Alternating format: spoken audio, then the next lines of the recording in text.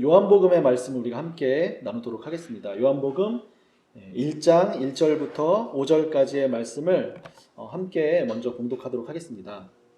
태초에 말씀이 계시니라. 이 말씀이 하나님과 함께 계셨으니 이 말씀은 곧 하나님이시니라. 그가 태초에 하나님과 함께 계셨고 만물이 그로 말미암아 지은 바 되었으니 지은 것이 하나도 그가 없이는 된 것이 없느니라. 그 안에 생명이 있었으니 이 생명은 사람들의 빛이라. 빛이 어둠에 비치되 어둠이 깨닫지 못하더라. 아멘. 지난 시간에는 지극히 높으신 하나님을 아는 것에 대해서 우리가 함께 나누었습니다. 그리고 그 하나님을 섬기는 것이 바로 그 지극히 높은 하나님의 제사장인 멜기세덱의 서열을 따르는 제사장이 되는 것이고, 예수님이 바로 그 하늘의 하나님을, 지극히 높으신 하나님을 섬기는 대제사장이시고, 우리는 또 그와 함께한 제사장들이 되는 것. 예수님은 하나님의 그 장자이시고 받아들이시고, 또 우리 역시 예수님의 형제로서 지극히 높으신 그 하나님의 아들들이 되는 것에 대해서 우리가 함께 나누었었죠. 네, 기억하시죠? 오늘은 태초에 함께 계신 아버지와 아들이라는 그런 제목으로 말씀을 함께 나누려고 합니다. 그래서 오늘 이 말씀에서도 읽었듯이 이 예수님에 대해서 이 사도 요한이 이제 증언하고 있는 것인데, 우리가 이 말씀을 많이 익히 많이 듣고 안다고 생각하고 많이 이제 익숙한 말씀이잖아요. 그런데 우리가 사실 이 말씀을 그러니까 어느 정도 이렇게 대충은 짐작은 하고 이제 좀 그런 느낌은 있지만 사실 온전히 알지는 못해요. 이제 제가 왜 이런 말씀을 하는지를 오늘 이제 이 말씀을 함께 교제하면 좀 이해가 되실 겁니다. 근데 언제부터 예수님께서 성경에 이렇게 등장하셨을까요? 생각해 보신 적 있으세요? 예수님은 언제부터 이렇게 성경에 등장하셨을까? 가시적으로 우리 눈에 보이게 등장하시는 것은 물론 신약 성경에 이렇게 마리아에게서 성령으로 잉태되어서 나심으로 등장하지만, 사실 이미 예수님의 그 탄생은 구약의 많은 곳에서 이미 예고되어 있었죠. 가장 유명한 그 말씀이 이사야서의 말씀인데요. 이사야서 7장 14절을 보면 처녀가 잉태해서 아들을 낳으리니 그의 이름을 임마누엘이라고 하라. 이 말씀을 마태복음 1장 23절에 마태가 인용을 합니다. 예수님께 이 이사야서의 예언이 예수님에게로 성취된 것으로 마태 저자는 읽고 있어요. 그래서 하나님이 우리와 함께 계시다 함이라. 임마누엘을 번역하면 이런 뜻입니다. 이런 말씀들이 그냥 이렇게 기록되어진 것이 아니에요. 이제 오늘 가장 중요한 주제 중에 하나는 뭐냐면 이 임마누엘이에요. 그 아들이 오셔서 임마누엘이라 하는 이름을 가지셨는데, 그것은 뭐냐면 하나님이 우리와 함께 하시다 라는 뜻이라는 것이죠. 이것이 우리가 아는 것 같고 되는 것 같지만 사실은 온전히 우리 가운데 이루어지지 않는 것 중에 하나예요. 그래서 우리가 이 말씀을 공부함을 통해서 오늘 우리에게 이 말씀이 이루어지기를 우리 간절히 원합니다. 창세기에서는, 구약의 창세기에서는 예수님께서 어떻게 계시되셨냐면, 가장 처음은 아닙니다. 근데 가장 유명한 우리가 익히 알고 있는 것으로는 먼저 그 여자의 후손으로 이렇게 예고가 되었어요. 뱀의 머리를 깨트릴 여자의 후손으로. 언약이죠. 창세기 하와를 통해서 하나님께서 이 약속하신 것을 이제 어떤 원시적인 어떤 언약이라고 이제 이렇게 이야기를 합니다. 모든 언약의 가장 기초가 되는 어떤 그런 하나님의 약속이에요. 하지만 사도 요한은 바로 태초에 이 말씀이 계셨다고 합니다. 태초에라는 아르케라는 이 헬라어는 히브리어 베레시트하고 이제 같은 상응하는 것이죠. 창세기 1장 1절입니다. 바로 태초에 하나님이 천지를 창조하시니라. 이 태초에가 베레시트예요. 그러니까 이 요한이 말하는 이 태초에는 바로 창세기 1장의 이 태초에와 같은 본질을 가지고 있는 것이죠. 이 태초에 바로 이 말씀이 계셨다는 것입니다. 그런데 그 말씀이 하나님과 함께 계셨고, 그 말씀은 곧 요한복음 1장 1절 보겠습니다. 그 말씀이 곧 하나님이시다라고 이렇게 말씀하고 계신 것이에요. 여기서 그 말씀, 호 로고스는 바로 예수님이시죠. 우리가 잘 알고 있어요. 그리고 이 말씀이 바로 4절에서는 생명이고 그 안에 빛이라고 이렇게 이야기합니다. 따라서 창세기 1장 2절에서 3절에 빛이 있으라고 이렇게 하셨을 때 그 빛은 여기서는 예수님이라고 이렇게 명시되어 있지는 않지만 이 요한의 증언을 통해서 저희가 유추해 보았을 때 이 빛은 바로 예수님 자신이신 것이죠. 말씀이신 예수님, 영이신 예수님이 바로 이 빛이십니다. 우리가 이거를 이렇게 생각해야 돼요. 지각해야 돼요.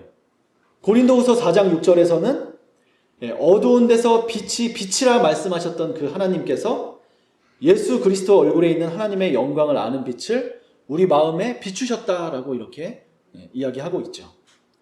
그러니까 이 빛 안에 있는 본질은 바로 예수 그리스도인데 그 빛은 그냥 빛이 아니라 하나님의 영광을 아는 빛이라는 것이죠. 그렇다면 우리가 이 빛이라는 것을 이야기할 때 그냥 단순하게 빛이라고 생각을 하면 안 되는 거예요. 우리 가운데 이 빛이 진정으로 비추었다면 우리는 하나님의 영광을 알아야 하는 것이죠. 우리가 그것이 바로 여호와를 아는 것이고 하나님의 이름을 아는 것이에요.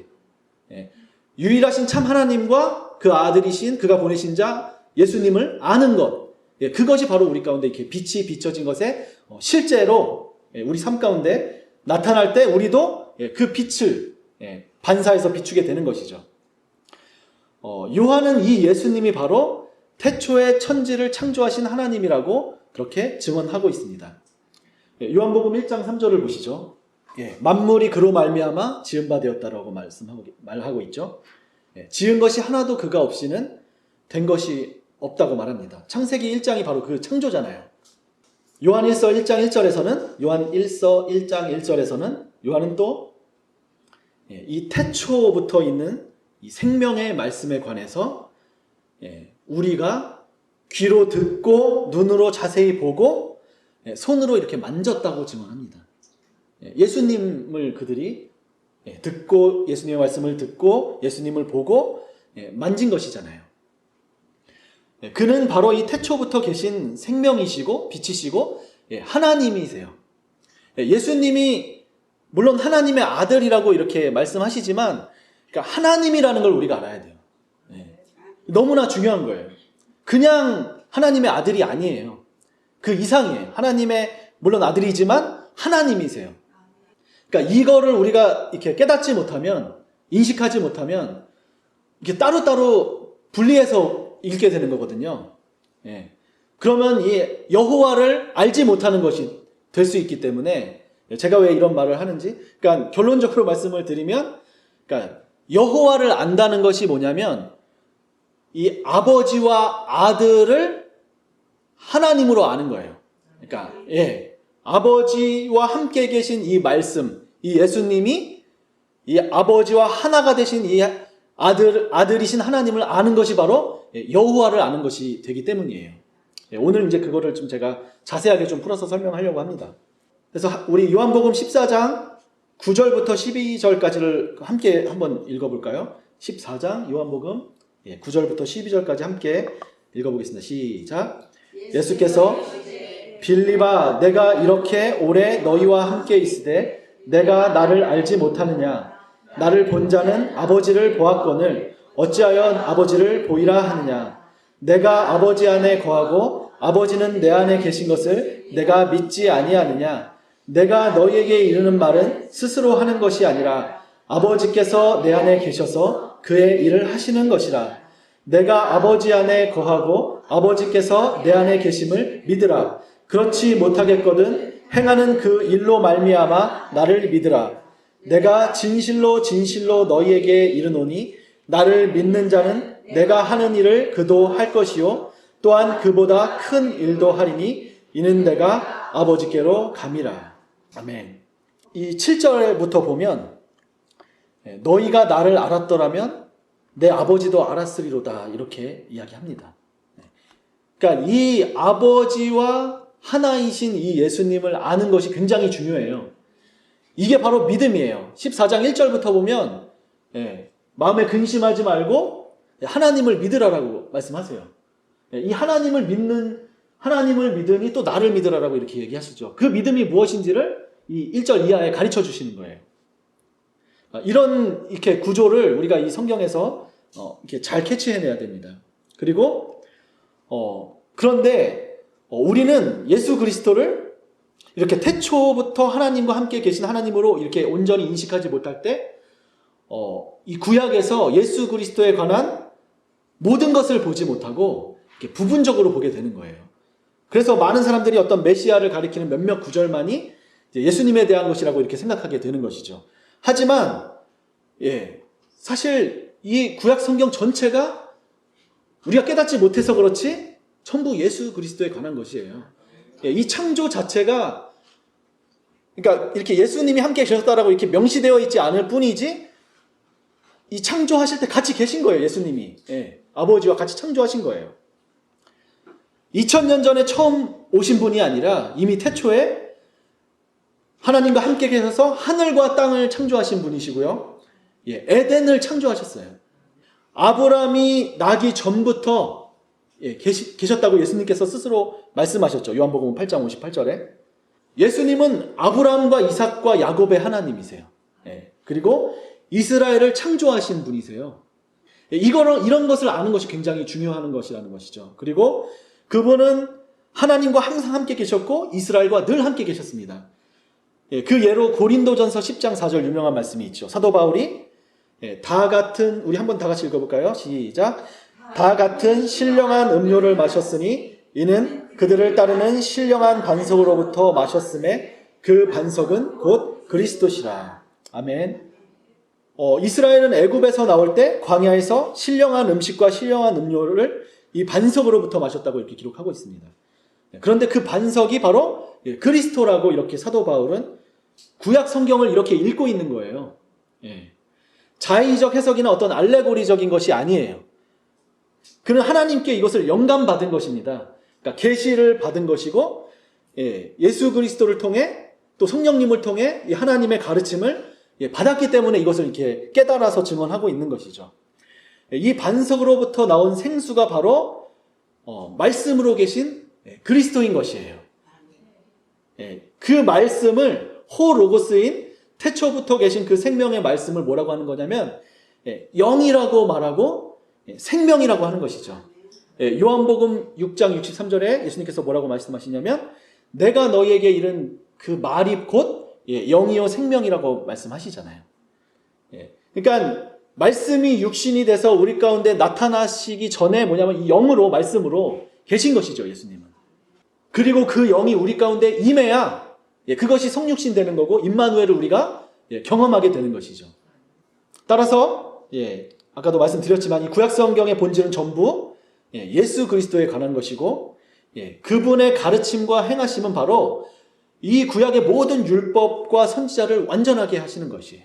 그 완전케 된 율법, 바로 그 율법 본래의 율법 안에 있는 그 본질을 다시 한번 말씀드리지만 영이라고 하는 것입니다. 그래서 이 영을 우리가 보지 못하게 되면 그 율법 안에 있는 예수 그리스도의 그 본질을 우리가 깨닫지 못하게 되면 뭐냐면 율법 조문에 갇혔다라고 말하는 것이죠. 이것이 성경의 원리예요. 성경을 우리가 깨닫는다고 하지만 그 율법 안에 있는 이 영을 온전히 깨닫지 못하면 사실 성경을 깨닫는 것이 아니에요. 그러니까 지식을 갖게 되는 것 뿐이지. 그래서 만약 우리가 창세기 1장에 이 빛이 있으라는 말씀을 영으로 읽는다면 이 구약의 말씀은 당시에 이스라엘 백성만을 위해서 주어진 것이 아니죠. 그 후에 나타나게 될 하나님의 그 새언약 백성들, 하나님의 이스라엘을 우리 교회를 위해서 그들에게까지 다 위해서 주신 것이잖아요. 그래서 우리가 이것을 영으로 읽으면 그 본질은 바로 아까 전에 고린도 후서 우리가 사도 바울이 깨달은 것을 읽은 것처럼 바로 예수 그리스도 얼굴에 있는 하나님의 영광을 아는 빛을 비추신 것이 되는 것이죠. 그 빛이 바로 예수님이고 영이요 생명이신 예수님의 말씀이신 예수님이시고요. 그 말씀이 육신을 입고서 이 땅에 오신 것이 바로 그 흑암의 어둠 가운데 빛을 비추신 것이 되는 것입니다. 그러니까 이 사도 요한은 이거를 창세기부터 쫙 연결해가지고 이야기하고 있는 거예요. 그냥 이야기하는 것이 아니라 이 사도들이 전부 다 거의 대부분 그래요. 마가 이런 사람들도 그냥 이거를 그냥 하나님의 아들 예수 그리스도의 계시라고 하면서 처음에 이사야 말씀으로부터 딱 시작하거든요.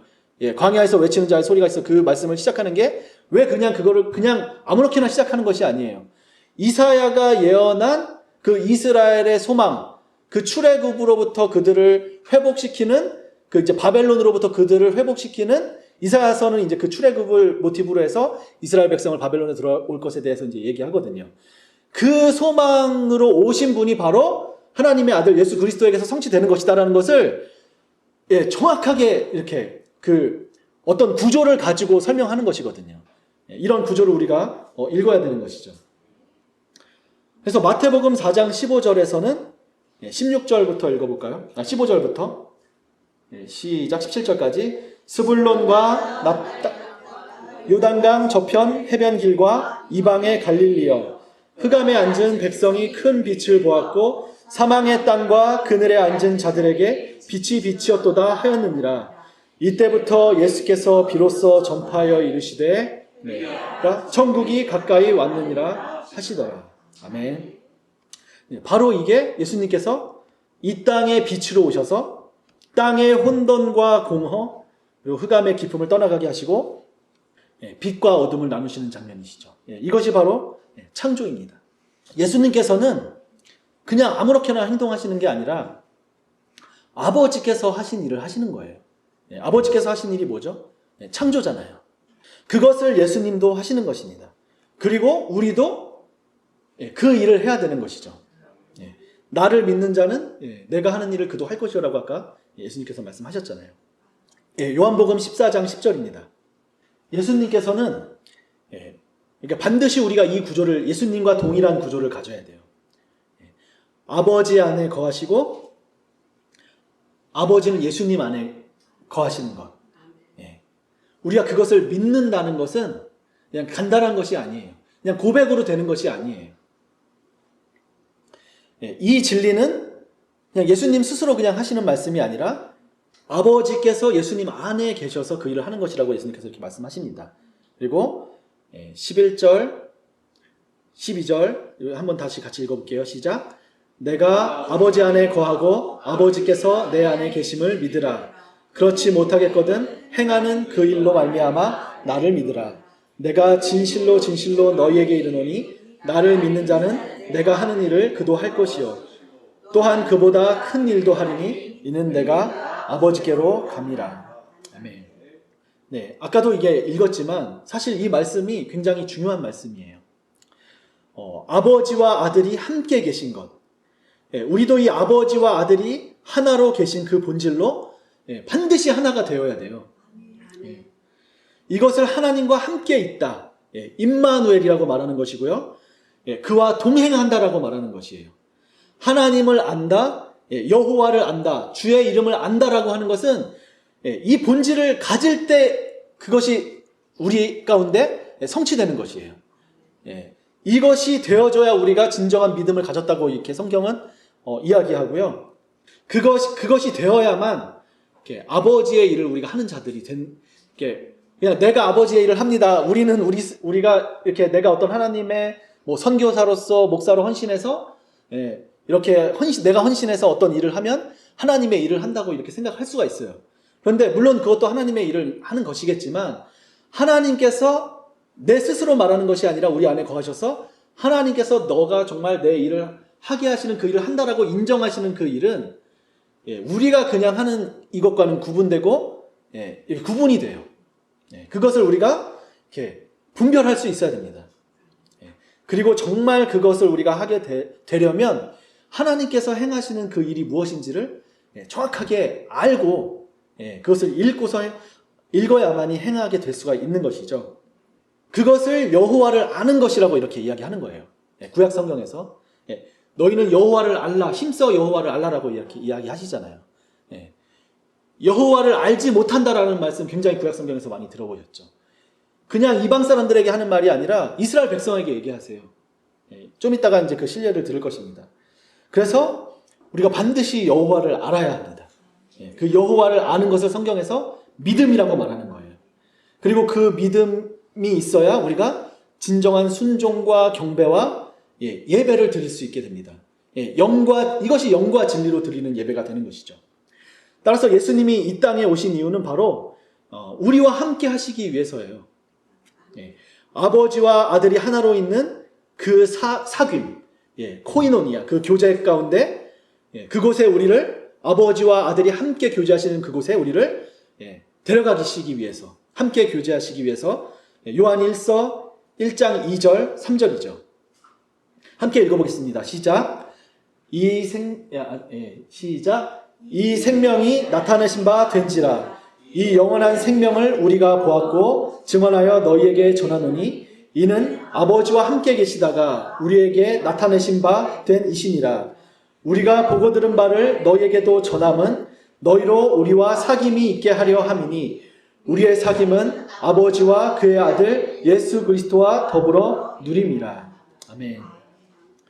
이거를 이 요한일서를 읽어보면 계속해서 이제 이 말씀을 하십니다.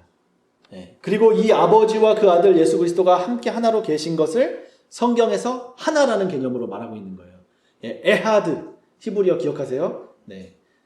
에하드라는 개념, 이 하나라는 개념, 이곳에 우리가 들어가야 되는 것이죠. 그리고 예수님은 그 하나의 본질로 우리가 그 하나님과 연합되게 하기 위해서 십자가를 지신 것입니다.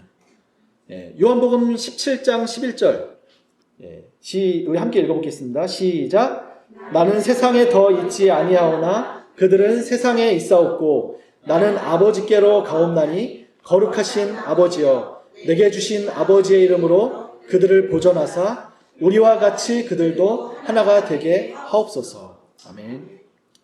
이 하나가 되는 것이 바로 아버지와 아들을 아는 것이고요. 그가 행하신 일이 무엇인지를 아는 것이에요. 그리고 그것을 알고 우리도 행하는 것을 바로 성경이 영생이라고 말을 하는 것입니다. 근데 우리가 이렇게 영생이라고 할 때는 이것을 아는 것이라는 개념이 없는 거예요. 우리가 이것을 아는 것은, 그러니까 말은 하는데 그 실제가 없는 것이죠. 부족한 것이죠. 아예 없다라기보다는. 그래서 요한복음 이 17장 이 하나에 대한 이것을 말씀하시면서 사실은 이 말씀이 뭐냐면 17장 1절부터 보면 예수님께서 영생이 무엇인지를 가르쳐 주시는 것이에요. 쭉 아버지께 이제 기도하시죠. 그리고 영생은 유일하신 참 하나님과 그 예수 그리스도를 아는 것이다라고 이야기하면서 쭉 이어서 말씀하시는 것이거든요. 하나 되게 하옵소서라는 기도를 하시는 것이죠. 이 구약의 예수님은 창조의 완성인 이 안식일에도 주인이셨어요. 마태복음 12장 8절에서 예수님 스스로 이 증언을 하셨죠. 그러니까 우리가 구약 성경을 읽을 때 이 예수님을 함께 읽어야 돼요. 신명기 안식일의 주인이라고, 이 주인이라는 말은 퀴리오스라는 말이죠. 주. 히브리어로 뭐냐면 아도나이예요. 하나님을 이제 아도나이라고 이렇게 부르는데, 그러니까 안식일에 사실은 그 아도나이가 구약에서 여호와를, 유대인들은 여호와라는 이름을 이렇게 히브리어로 그 요드 헤이 바브 헤이라고 이제 히브리어로 써 있는데, 사실 이것을 여호와라는 이렇게 발음하는 게 누구도 정확한 발음을 알 수가 없대요. 그래서 사실은 이제 그거를 정확한 발음을 아무도 아는 사람은 없고, 이제 유대인들은 하나님의 거룩한 이름을 함부로 말할 수 없다라고 해서 이제 아도나이라고 이렇게 읽는 것이죠. 그래서 이 아도나이가 이제 여호와를 아도나이라고 하는 것이거든요. 신명기 5장 14절에 이 안식일, 그러니까 이 안식일은 바로 여호와의 안식일이라고 이렇게 구약에서는 이야기하고 있는 거예요. 이것을 예수님은 인자가 안식일의 주인이다라고 이야기하고 계신 것이죠. 그래서 안식일에 예수님께서 하신 일이 뭐죠? 그렇죠. 치유시죠. 그런데 그 치유하신 것의 그 율법의 본질은 이 신명기 5장 14절과 연결이 되는 거예요. 뭐냐면 아들이나 딸이나 남종이나 여종이나, 그래서 이 말씀 하시잖아요. 그죠? 예수님께서도 이 말씀을 인용해서 말씀하십니다. 뭐 이렇게 누가 빠져도 안식일에 그것을 이제 구하는데 하물며, 그러면서 기억하라고 말씀하시죠. 애굽 땅에서 너희가 종이 되었었는데 여호와께서 강한 손과 편팔로 거기서 너를 인도해서 해내셨다. 그러므로 내 하나님 여호와가 내게 명령하여 안식일을 지키라 하느니라 이제 이 말씀을 하시는 거예요. 그러니까 안식일의 본질이 바로 이것이에요. 예수님께서 나는 인자는 안식일의 주인이다라고 말씀하실 때 그래서 나의 안식일이라는 개념이 이 구약 성경에 에스겔에서도 나오고 이사야서에도 나오고 레위기에서도 계속해서 이렇게 나의 안식일이라고 그렇게 말씀하십니다. 이 안식하게 하는 것이 바로 이 종들을 애굽에서 종노릇하던 것, 그 무거운 짐으로부터 벗어나게 하는 것, 진리로 자유케 하는 것이 바로 이 주님의 안식이라고 이렇게 하는 것이죠. 그리고 이것이 바로 뭐냐면 하나님이 하시는 일이에요. 예수님은 바로 이 일을 하고 계시는 것이죠. 그러니까 이런 하나님의 일들을 아버지께서 하신 일들을 예수님이 동일하게 행하시고 계신데 예수님 당시에 바리새인과 서기관들은 율법을 외워. 이 외우는 그들이 매일같이 회당에서 안식일에 이 외우는 바 그 말씀을 깨닫지 못했다라고 이렇게 말하잖아요. 그러니까 외우지만 우리는 외우지도 못하죠. 그런데 그 안에서 그리스도를 읽지를 못하는 거예요. 그래서 예수님께서 그들에게 뭐라고 말씀하시냐면 요한복음 8장 24절에서 너희가 만일 내가 그인 줄 믿지 아니하면 너희 죄 가운데서 죽으리라 이렇게 말씀하고 계신 거예요. 여기서 내가 그인 줄에 이렇게 좀 밑줄을 쫙 치시기 바랍니다. 여기서 내가 그라는 말이 헬라어로 에고에이미예요. 에고에이미는 잘 아시죠? 나는 뭐뭐다라고 예수님께서 그렇게 선포하신 자신의 어떤 정체성을 선포하시는 말씀이신데 이 에고에이미는 구약에서는 모세에게 나는 스스로 있는 자다라고 말씀하셨을 때 그것이 이제 에흐예 그러니까 에흐예가 바로 뭐냐면은 이제 그 요드헤이 바브헤이가 이제 거기서 나온 거거든요. 그러니까 여호와를 의미하는 그 이제 성경에 그 여호와의 이름이 유래된 게 그게 에흐예예요. 나는 스스로 있는 자다. 그거를 70인역에서 헬라어로 번역한 게 뭐냐면 에고에임이거든요. 내가 그인 줄이라고 말씀하시는 거는 뭐냐면 내가 그 여호와다라는 것을 말씀하고 계신 거예요. 예수님께서. 그러니까 내가 여호와인 줄을 알지 못하면 너희 죄 가운데서 죽을 것이다라고 말씀하시고 계신 것이죠. 그러니까 이런 말씀들을 우리가 깨달아야 하는 거예요. 그러니까 예수님은 주의 이름으로 오시는 분이시죠. 여호와의 이름으로 오신 분이세요. 예수님이 바로 여호와신 거예요. 그분은 하나님이세요. 아버지와 하나로 계신 그 하나님의 이름이 바로 여호와이신 것이죠. 그래서 내가 여호와인 줄을 너희가 알리라 이런 말씀 많이 들어보셨죠? 구약에 많이 나온 이 표현이 바로 뭐냐면 예수님께서 말씀하신 내가 그인 줄 알다라는 개념이에요. 내가 여호와인 줄 아는 것이 뭐냐면 내가 그인 줄 알아야 한다라는 것과 똑같은 거예요. 그래서 여호와를 구약에서는 알지 못했다라는 표현이 굉장히 많이 나오는데요. 아까도 말씀드렸지만 표면적으로 하나님이 여호와시라는 것을 알지 못했다는 것이 아니에요. 당연히 알았죠. 여호와인 줄을. 하나님께서 이스라엘 하나님이 여호와라는 것을 다 알고 있어요. 그런데 되게 이렇게 좀 아이러니한 그런 말씀들을 좀 볼게요. 사무엘상 2장 12절. 엘리의 아들들. 엘리는 누구죠? 대제사장이잖아요.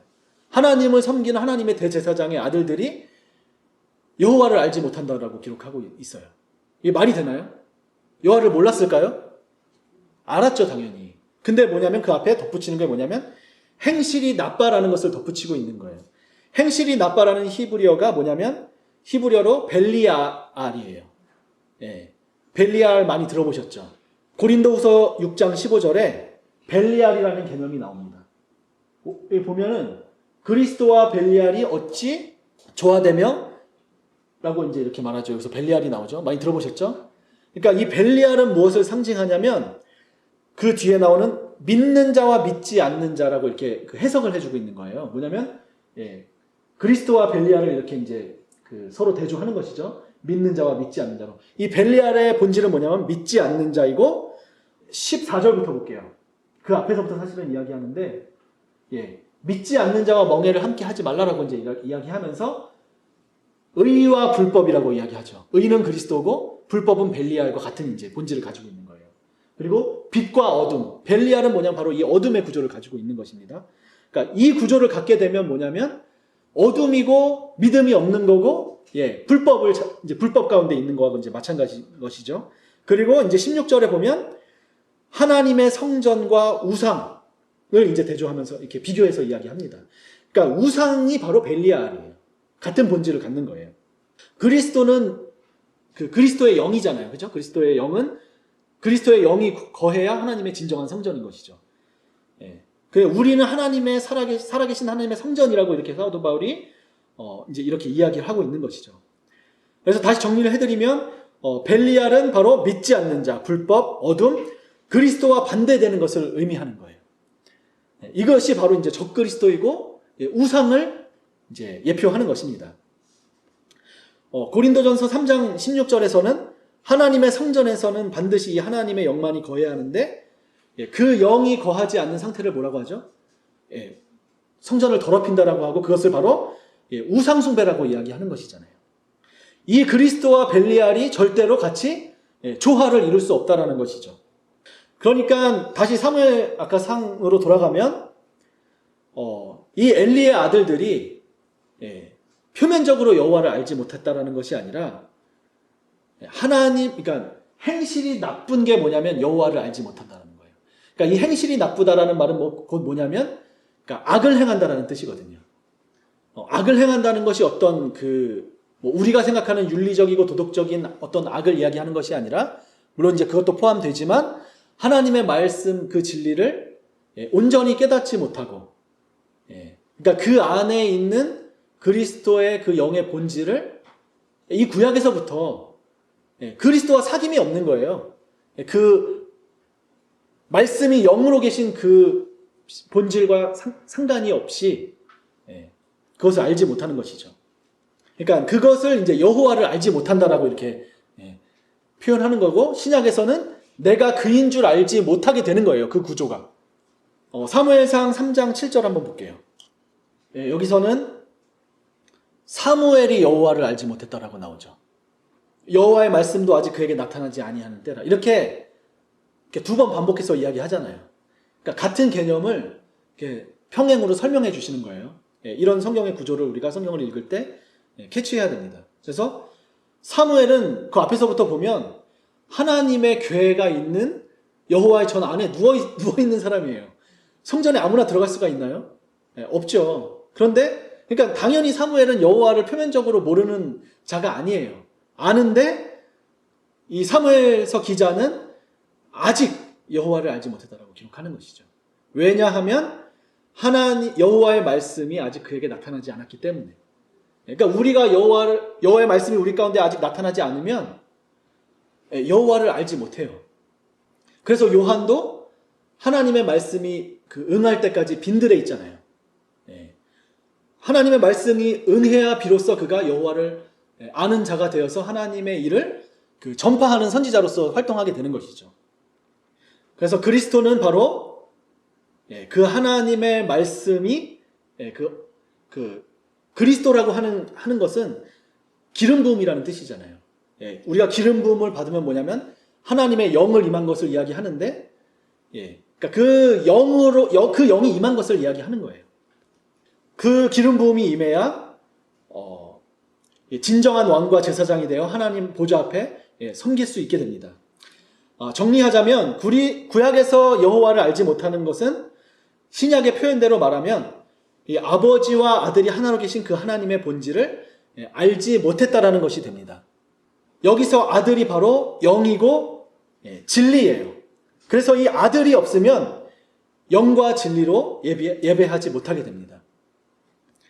그래서 그리스도가 아니고는 주라고 우리가 시인을 못한다라고 하고 하나님의 일을 도무지 알지 못하고 깨닫지 못한다라고 이야기하죠. 사도 바울이. 또 사도 바울은 갈라디아서에서 하나님께서 그 아들의 영을 우리 마음 가운데 보내셔서 아빠 아버지라고 부르게 하셨다고 이렇게 말합니다. 이 아빠 아버지라고 부르는 것이 뭐냐면 바로 여호와의 이름을 부른다는 것이에요. 우리가 이 아들의 영을 통해서 아빠 아버지라고 부르짖는 이 부르짖음을 갖게 돼야만 여호와의 이름을 부르는 자가 되고요. 진정으로 본질적으로 아들의 영을 받아야 종이 아닌 약속대로 유업을 받을 자가 됩니다.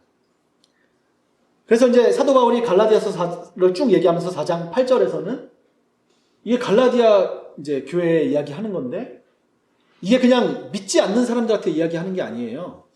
그러니까 그때는 하나님을 알지 못하여 본질상 하나님이 아닌 자들에게 종로를 타였더니라고 이야기하는 것이 너희가 하나님을 전혀 알지 못했다라는 것이 아니에요. 믿지 않았다라는 것이 아니라 이들은 하나님을 믿고 신앙생활을 하고 있었습니다.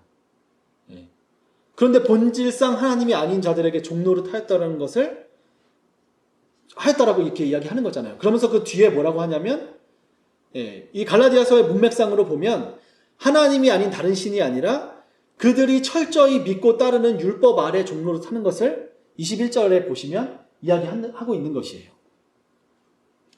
따라서 이 아들의 영을 받기 전에는 우리는 하나님을 알기는 알지만 진정으로 안 것이 아닙니다. 이것은 신약만이 아니라 구약에서도 마찬가지예요. 이것이 명백하게 계시되지는 않았지만 구약에서도 그 본질이 사실 적용이 되고 있는 것입니다.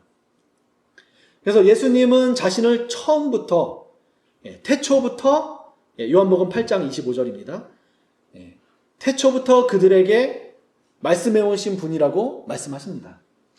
그러나 이스라엘은 그를 알지 못했죠. 그리고 그를 알지 못하는 것은 결국 사실 아버지를 알지 못하는 것이었고 그것이 바로 여호와를 알지 못한다는 구약의 그 개념이에요. 그것이 바로 알지 못하는 다른 신을 따른다라는 구약의 그 개념이에요. 표면적인 우상이 아니어도 아까 그 벨리알에서 우리가 살펴봤었던 것처럼 여호와를 알지 못하고 경배하면 그것이 곧 우상 숭배가 되는 것입니다. 예수님은 이 율법 조문, 즉 율법의 문자에 갇혀서 그리스도의 이 본질을 알지 못하고 율법을 행하는 것을 바로 이 세상에 속함, 죄의 종이라고 이렇게 말씀하셨습니다. 그리고 예수님은 아까 요한복음 6장 63절에서도 우리가 말씀에서 보았던 것처럼 예수님의 말씀을 곧 영이요 생명이라고 이렇게 말씀하셨고요. 이것이 곧 태초에 하나님과 함께 계신 말씀이 육신이 되셔서 그 생명과 빛, 곧 그의 얼굴을 비추어 주심으로 우리와 함께 이제 거하시는 이것이 바로 은혜라고 하는 거예요. 구약 성경에서 은혜라는 개념이 바로 그 얼굴빛을 우리에게 비춰 주시는 것이죠. 민수기 6장 25절 이런 말씀들을 사실 이제 좀 많이 들으셨고 아는 말씀일 수도 있지만 그러니까 계속해서 우린 반복해야 돼요. 반복이 되게 중요해요. 그 히브리적인 방식이에요. 반복, 평행, 반복. 성경은 계속 반복해서 중요한 것을 계속 강조해요. 강조하고 이것을 똑같은 것을 계속 다른 말로, 다른 표현으로, 다른 상징으로, 다른 관점으로 계속 반복해서 이것을 다양하게 우리 안에 이렇게 각인시키는 게 성경의 방법이에요. 구약 성경에서 예수 그리스도가 직접적으로 나타나지는 않았지만 그 안에 영은 감추어져 있었던 것이죠. 그리고 때가 참에 그 하나님의 형상이 아들로서 밝히 나타나게 계시되게 된 것입니다. 그래서 우리가 성경을 읽을 때 이 아버지와 아들이 하나로 계신 이 여호와를 알지 못하면 사실 아무리 대단한 신학자라고 해도 결국 그가 예수님 말씀하신 것처럼 죄 가운데 어둠 가운데 그 죽음 가운데 그냥 머물러 있을 수가 있어요. 우리도 마찬가지죠. 예수님이 그인 줄 믿지 아니하면 그리고 따라서 우리는 이 여호와 하나님 곧 태초에 하나님과 계신 말씀이신 하나님을 아버지와 아들이 함께 계신 그 하나님을 반드시 알아야 합니다. 그것이 바로 영생이고 이것이 이루어질 때 뭐냐면 우리 안에 하나님의 나라가 이루어지는 거예요. 하나님의 나라가 임하는 것이 됩니다. 그래서 예수님께서 이것을 선포하시는 것이에요. 그리고 거기서 가장 중요한 핵심이 뭐냐면 회개하라. 회개입니다. 회개가 뭐냐면 여호와를 아는 것이에요. 내가 여호와를 알지 못했다라는 것을 알지 못하고 그분을 섬겼다라는 것을 고백하는 것입니다. 그래서 이것이 바로 여호와를 아는 것의 본질이고요. 안다는 것은 그분의 본질, 형상 말씀을 진정으로 깨닫고 그분만을 섬기고 복종하는 것을 의미합니다. 신명기 6장 4절에서 이제 말씀 마무리 하겠는데요. 신명기 6장 4절에서 우리 함께 읽어보겠습니다. 시작. 이스라엘아 들으라. 우리 하나님 여호와는 오직 유일한 여호와시니 너는 마음을 다하고 뜻을 다하고 힘을 다하여 내 하나님 여호와를 사랑하라. 오늘 내가 내게 명하는 이 말씀을 너는 마음에 새기고 내 자녀에게 부지런히 가르치며 집에 앉을 때든지 길을 갈 때든지 누워있을 때든지 일어날 때든지 이 말씀을 강론할 것이며. 아멘. 뒤에 쭉 나오는 것은 다 알고 계시죠? 그래서 이 사랑한다는 것은 뭐냐면 마음과 뜻과 힘을 다해 이 말씀을 우리 마음에 새기는 것이에요. 이게 뭐냐면 유대인들이 계속 반복하는 거거든요. 이 말씀을. 그리고 마음을 새기되 그냥 새기는 것이 아니라 여호와를 아는 그 마음과 뜻과 힘으로 아버지와 아들이 하나로 계신 그 온전한 진리로서 새기는 것을 말하는 것이에요. 그것을 마음과 뜻과 힘을 다한다라고 이야기하는 것이죠. 그냥 내가 가진 지식과 그런 것으로서 최선을 다하는 것만을 이야기하는 것이 아니에요. 그 이상을 이야기하는 것입니다. 그래서 신명기 6장 1절부터 보면 바로 이것, 여호와께서 너희에게 가르치라고 명하신 명령과 규례와 법도를 약속의 땅에서 행할 때 내 날이 장구하게 된다. 3절에 복을 받고 젖과 꿀이 흐르는 땅에서 크게 번성하게 된다. 이게 뭐냐면 유일하신 참 하나님과 그 아들 예수 그리스도를 알 때 영생을 얻게 된다는 것과 사실은 동일한 본질을 가지고 있는 것이죠. 이 여호와를 알므로 영생에 들어가는 것이 바로 새 언약의 본질입니다. 이 여호와를 우리가 알게 되는 것의 가장 본질적인 말씀이 바로 이 새 언약의 본질을 담고 있는 말씀이 바로 예레미야 31장 33절 34절입니다. 마음에 하나님의 법을 기록하여 주시고 이것이 될 때 그들의 하나님이 되고 그들은 내 백성이 될 것이다. 이게 바로 임마누엘이에요. 하나님과 함께 그 하나에 들어가는 것이고요. 그게 이루어져야만 여호와를 알라고 이웃에게 하지 않게 돼요. 왜냐하면 알기 때문에 여호와를. 그러니까 이것을 우리가 가져야 되는 것이죠. 진정으로 새 언약을 우리 마음에 새긴 자이고 새 언약의 일꾼이라면 이 여호와를 아는, 예수님이 그분인 줄 아는 그 본질을 우리가 가져야 됩니다. 그래서 새 언약의 본질이 바로 이 여호와를 아는 것이에요. 여호와를 아는 것, 여호와의 일을 행하는 것, 여호와를 아는 것이 바로 여호와를 믿는 것이고 그분의 음성을 듣고 온전히 행하는 것. 이것을 바로 하나님을 여호와를 사랑하는 것이라고 성경은 이렇게 이야기하고 있는 것입니다. 마지막으로 요한복음 14장 15절부터 20절까지 우리 읽고서 마치도록 하겠습니다. 15절부터 20절까지입니다. 너희가 나를 사랑하면 나의 계명을 지키리라. 내가 아버지께 구하겠으니 그가 또 다른 보혜사를 너희에게 주사 영원토록 너희와 함께 있게 하리니 그는 진리의 영이라. 세상은 능히 그를 받지 못하나니 이는 그를 보지도 못하고 알지도 못함이라. 그러나 너희는 그를 아나니 그는 너희와 함께 거하시며 너희 속에 계시겠음이라. 내가 그와 같이 버리지 아니하고 너희에게로 오리라. 조금 있으면 세상은 다시 나를 보지 못할 것이로되 너희는 나를 보리니 이는 내가 살아있고 너희도 살아있겠음이라. 그 날에는 내가 아버지 안에 너희가 내 안에 내가 너희 안에 있는 것을 너희가 알리라. 나의 계명을 지키는 자라야 나를 사랑하는 자니 나를 사랑하는 자는 내 아버지께 사랑을 받을 것이요 나도 그를 사랑하여 그에게 나를 나타내리라. 네, 이것은 바로 신명기 6장 4절과도 같은 것이죠. 그날은 바로 여호와의 날, 여호와께서 임하시는 날, 성령이 임하시는 날을 의미합니다. 아버지와 아들이 우리와 함께 거하시는 날이죠.